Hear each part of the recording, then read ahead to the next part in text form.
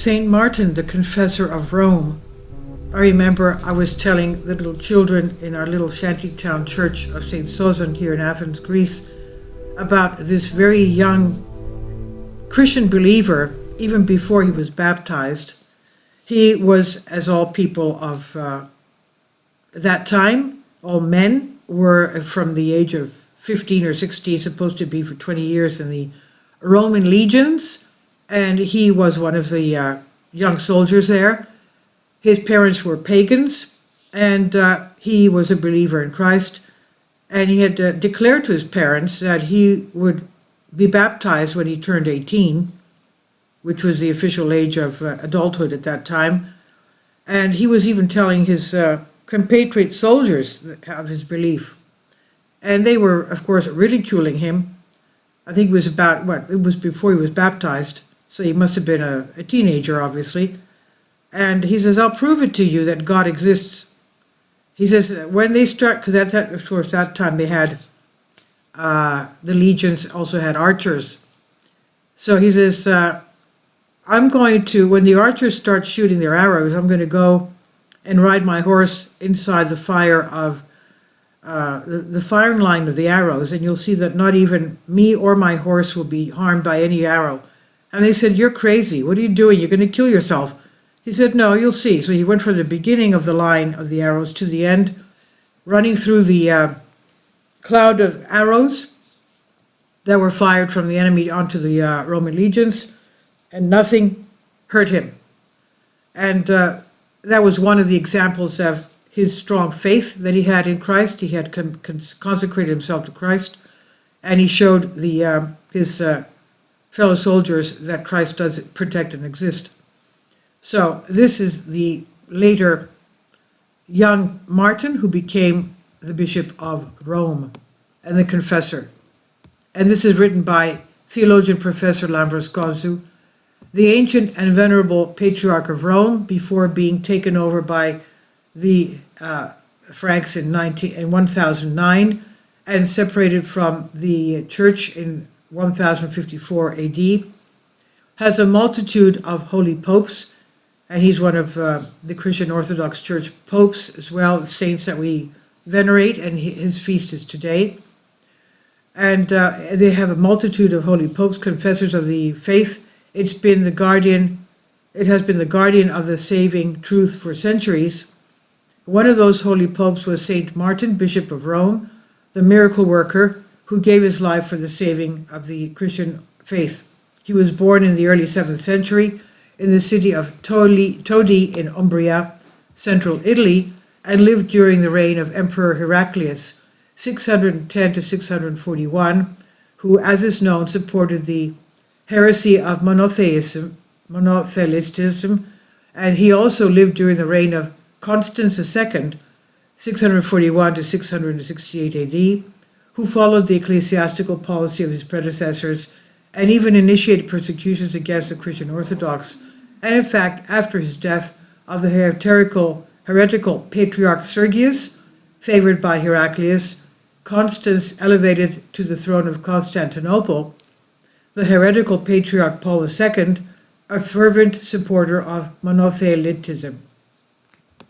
This heresy was the natural evolution of the terrible heresy of monophysitism, which did not accept the dual personality, the dual existence of Christ as being man and God, teaching that he had only one will, the divine.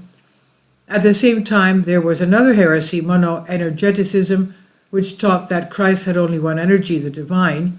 So both of these heresies had very serious consequences for the Church's teachings on salvation, because they denied the human nature of Christ, which had been absorbed by the divine. But if Christ was not truly God and man, he did not accomplish salvation. That our salvation remains a theoretical scheme, just as our union with Christ is theoretical. We do not know much about his youth. He apparently belonged to the prominent family and probably received a serious education. He was a faithful and prudent man whose reputation reached the Diocese of Rome, which appointed him apocryphal envoy of the Pope in Constantinople, today Istanbul. There he experienced firsthand the problems that the new heresy created in the church. Martin was Christian Orthodox and opposed the heresy of monothelitism from the beginning. In June 649, he was elected Bishop of Rome and made the fight against monothelitism his first priority. He sent a letter to the heretical Patriarch Paul, trying with loving advice to bring him back to orthodoxy. He also sent a multitude of educated Roman clergy, experts in dealing with heresies, to the capital in order to enlighten the clergy and the people about the error of the heresy and its terrible consequences for salvation. But in vain, the heresy of monothelitism had the support of the political power. Patriarch Paul not only did not convert, but turned against Martin's envoys. He addressed the emperor and demanded their punishment. They were arrested, tortured, and mercilessly sent into exile to various islands. Martin, faced with this situation, convened a council in Rome, the so-called First Lateran Council, 649 AD, in which 105 bishops from Italy, Sicily, and Africa took part, and which condemned the heresy of monothelitism and deposed Patriarch Sergius and Paul. He then sent the decisions of the councils to Constantinople. Emperor Constans was enraged by Martin's actions and therefore wanted to silence him. He sent men to Rome, led by a military commander, to arrest him and take him bound to Constantinople, today's Istanbul. However, the Christians of Rome, informed of the arrival of the detachment, surrounded the Patriarchate, guarded their bishop. They informed the men of the detachment that blood would be shed if they dared to approach and lay hands on Pope Martin. They feared that a rebellion would be provoked in Rome and therefore fled the capital without doing anything. Constans and other palace officials waited to find the right opportunity to arrest Pope Martin without causing unrest and rebellion among the faithful people. They were informed that Martin had fallen seriously ill and had fallen into bed. They then sent the soldier Theodore with his retinue to Rome. They entered the bishopric by deceit, where they kidnapped him together with his bed and secretly smuggled him out of Rome.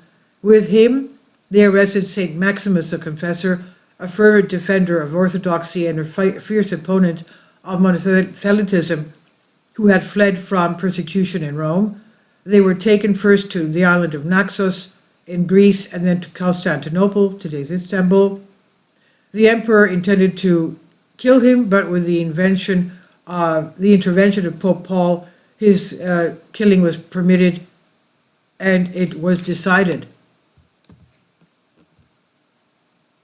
He was exiled, and after threats, humiliations, and imprisonments, he sent Martin into exile in Crimea.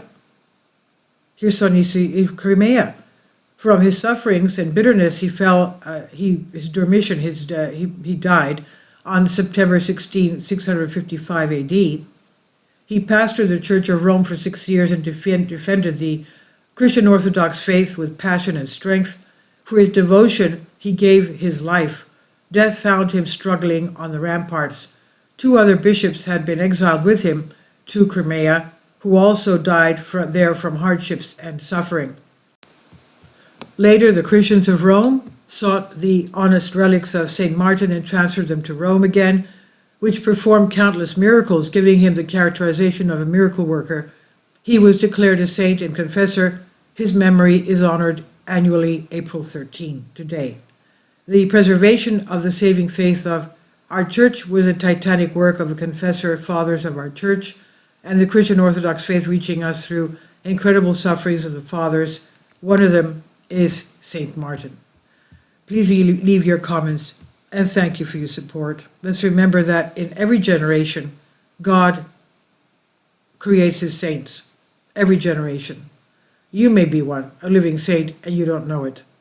Please leave your comments, and thank you for your support. Please support my Patreon account.